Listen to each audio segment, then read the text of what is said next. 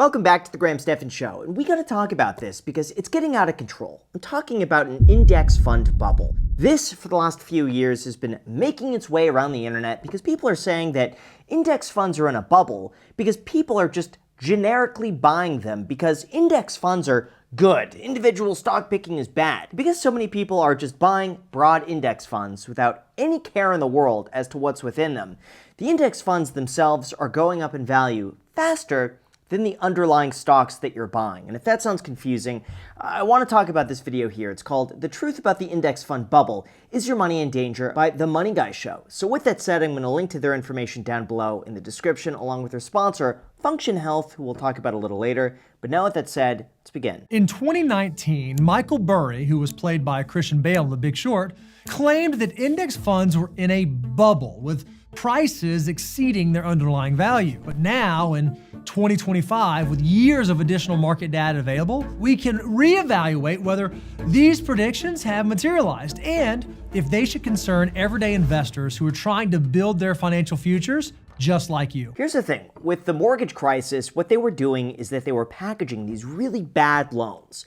I'm talking about the loans that they just gave people off the street because they could make the dollar payment up front, but then like a year down the line, they'd have a balloon payment of like $100,000. And people were hoping that, oh, by the time I have to pay back that loan, my house is going to be worth so much more money, and then I could just refinance my house to pay back that $100,000, and then I could make even more money.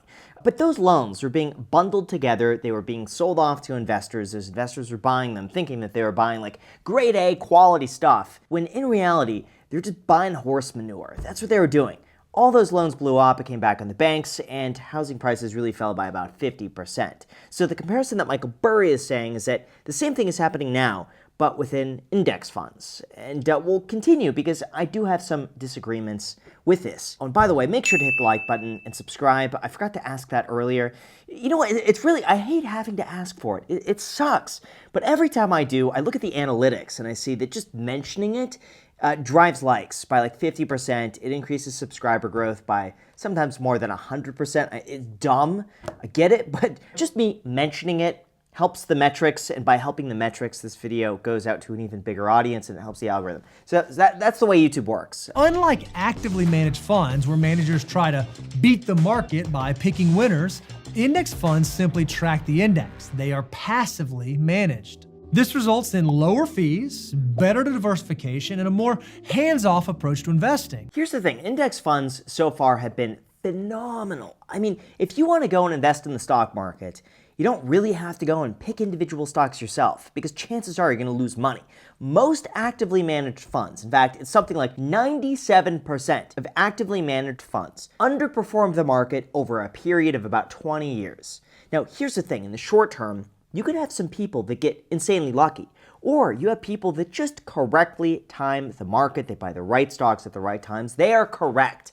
The issue is that when the market corrects and goes down in price, a lot of those people get wiped out, or they just don't do as well as the overall market over the long run. So yeah, in spans of like 3 to 5 years, maybe 3 to 10 years, you can have some people who are just phenomenal stock pickers. But yeah, for most people who aren't spending 12 hours a day researching the markets, index funds are the way to go. You just ride the market as a whole, and with something like the S&P 500, it's automatically weighted so that the best companies have the biggest exposure, and as a result of that, you get most of the gain.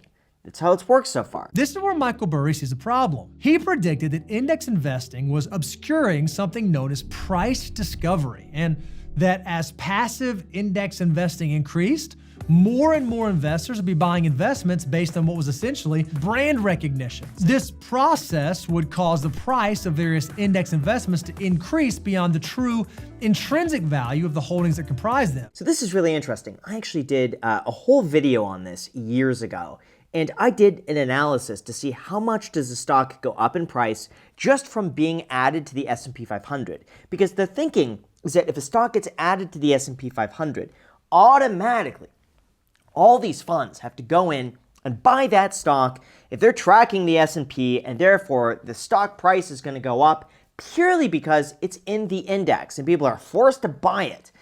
The reality is that most of the gain that a stock gets is from the announcement of going into the index and not actually being added to the index. right? It's all priced in almost immediately. And then the funny thing is, after about a few months, really, the price goes down to where it was before being added to the index. And it found overall that being added to an index has almost no effect whatsoever to the underlying stock, even though people are going and buying it. Now, the reason why is because the S&P 500 is weighted by market cap. So you have really the top 10 companies that currently make up about 40% of the entire index. And then the other companies, the other 490 companies, make up the other 60%.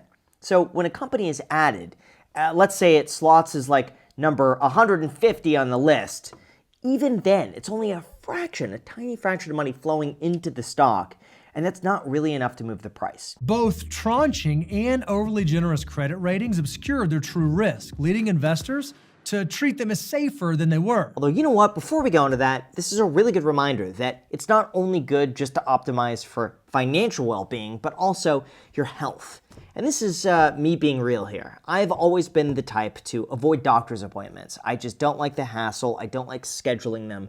But a few months ago, Function Health reached out to sponsor one of my videos, and I thought, you know what, this is a good opportunity to check two things off the box. I could do a sponsor, and I could also get my biomarkers checked. And no joke, I did it, and it was absolutely life-changing. This test uncovered so much that I had no idea was even going on, and my doctors didn't even bother testing for any of this. Like, as it turned out, I had genetically high cholesterol, I was overtraining and undereating, contributing to a thyroid off balance, and Function Health gave me a clear plan to fix the areas that were out of range. Like, if you're curious, every day I now take magnesium, omega-3 fish oils, vitamin D, and zinc, and I've been a lot more consistent with my sleep, stress management, training, and eating the right amounts throughout the day.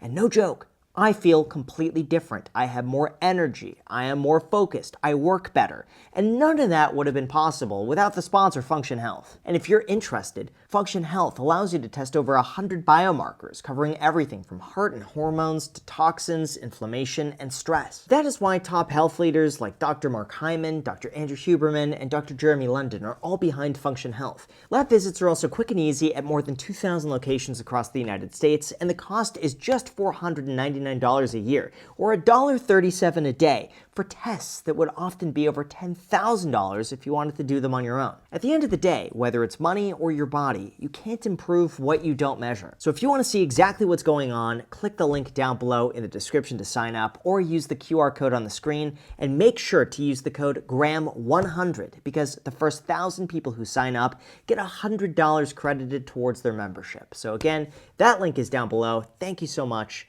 And now let's get back to the video. Strong investor demand encouraged lenders to continue issuing subprime mortgages, which fueled a feedback loop. Then, we all know what happened next. We had the greatest asset bubble in history. Yeah, see, here's the thing. That's exactly what I described earlier, but it could be the same thing today. I hate to say it. I'm going to get torn to shreds in the comment. AI, okay? They're all investing in each other. It's like I'm giving Joe $100, who's given Tom $100, who's given me $100. And then I could report $100 of revenue. The other guy could report $100 of revenue. The other guy could report $100 of revenue. And we all report revenue, even though it's from the same $100. I just think with AI, I'm scratching his back, he's scratching my back, he's scratching that person's back. It's too circular, okay? And I think that can only go on for so long until eventually just demand's not going to meet that. Now, the hope is that AI is just going to be so revolutionary that it's going to take over and continue doing well. And listen, AI is fantastic. I use it on a daily basis, and I'm never going to go back. But the thing is, how much is that going to cost? How much does that make me? Right now, I believe ChatGPT is still operating on a loss. So it's like, it's a good deal for you guys, because we could pay $20 a month for ChatGPT, but like every search query is costing them on the back end like a few dollars. So you could just rack up hundreds of dollars, if not thousands of dollars a month to these companies, and you're paying $20 a month. So that's only sustainable until they either just make a crap ton of money, have huge application down the line, which I think they will, but the valuations today just don't make sense to me. It is what it is. It's just like you could math it out. It just doesn't make sense, but we'll continue. Let's look at Barry's broader argument. Is it possible that the unprecedented rise in index fund popularity is somehow distorting market prices through reduced price discovery. No. That's the short answer, is just an immediate no. And the reason why is because if you have passive investing like this, inevitably, if there is price discovery, which just means the underlying companies are worth less, or are, could also be worth more, but in this case, worth less than what you're paying for the index fund. You know what? It sounds confusing. Let me just back up for a moment, okay? Let's say the basket, the index fund in here, all the companies combined are trading at $100. If you were to piece them out individually, you have $100. But the price of this whole thing, if you buy the bundle, is $110. That means you're paying a $10 premium to go and buy this fund here, whereas the underlying companies are less than that, okay, at $100. So that's what Michael Burry is saying. If that were to happen, all it takes is one person to realize, wait a second, what's in here is worth less than the price for the whole thing. And therefore, I could go in and pick and choose and do this and do that and make money. Eventually, someone is going to come in, see the price discovery, see the variations, and find a way to make money on it. That's what everyone does. Always. If people are passive investing, there's going to be someone else who says, I find an inefficiency there, and I'm going to go in and make money off it. That's what ends up happening. And so I just think the market is efficient enough where if there is something to exploit, someone will exploit it. Trading volume is still dominated by active investment. The most recent analysis of this phenomenon came from BlackRock, and they found that for every $1 of passive investment trading, active investors traded $22. That's true. And here's the thing too, even if you wind up overpaying a little bit, okay? Realistically, it's not that big of a deal, and in the long term, it balances out because there are going to be times where that fund is oversold, where the price is a little bit less, and you get a deal. Over the long term, it's just going to balance out. It really doesn't matter. But what if index funds did come to dominate not only asset ownership, but also trading activity? Might we be in trouble then? Well, to answer that, we need to look at something called the Grossman-Stiglitz paradox. It's an economic theory that says markets can never be perfectly efficient. A perfectly efficient market eliminates price discovery, which would then create an imbalance between price and value. At that point, the market becomes inefficient again and re-attracts active investors to buy and sell to affect the price. That's exactly it. There's always going to be someone who thinks that they could outperform the market, and a very small percentage will. That's just the reality of it. So otherwise, index funds for most people, I think, are great. The problem I see that's happening right now is that people think index funds are the best way to diversify, when in reality, 40% of your money goes into the top 10 companies. This is the highest amount pretty much ever recorded in history, and all of those companies are pretty much reliant to some degree on artificial intelligence. So when you're investing $10 in an index fund, you're saying, oh wow, this is great, I'm getting good diversification right now. Not really, because again, 40% of that money is very reliant on artificial intelligence. That's the biggest risk right now. You're also seeing a surge in what's called leveraged ETFs, because people have this mindset now that the market moves up long term. And so if the market always moves up by an average of, let's say, 12%, why wouldn't I just get a 2x leveraged ETF, and instead of making 12% after fees and everything, I'm making 20% a year. That's even better. I could speed up my timeline by double. The problem with that is that I think it's going to attract a lot of money, but when the market corrects, that 10 to 20% loss is going to be a 20 to 40% loss. People are going to get wiped the F out. It is going to cause a massive sell-off. We're going to see huge losses in the market if it's propped up by leverage, because a lot of those people are just going to get liquidated. So that's the biggest risk I see here, is that a bigger portion of the market is done on leverage. More people than ever are on margin. People are expecting the market's going to continue going up. They are buying 2 to 3x leveraged ETFs, just expecting that that's going to make them more money. Sure, in the short term, it'll work. But once things turn, oh my gosh, we are going to see massive sell-offs, because it's inevitable. It will happen at some point. The evidence suggests that a diversified, low-cost index fund strategy likely remains sound. No dramatic changes needed. Index investing lets you ride out the market cycles, smoothing the ups and downs, on your way to your long-term wealth? So here's what I say, okay? As some dude making videos in a half-converted garage, I have no true financial qualifications other than just spending a lot of time on the internet. It's like this is my my special interest. I do worry that the AI bubble, whatever you want to call it, I think we're pulling forward, okay? I think we're trading at futures prices today. That worries me a little bit.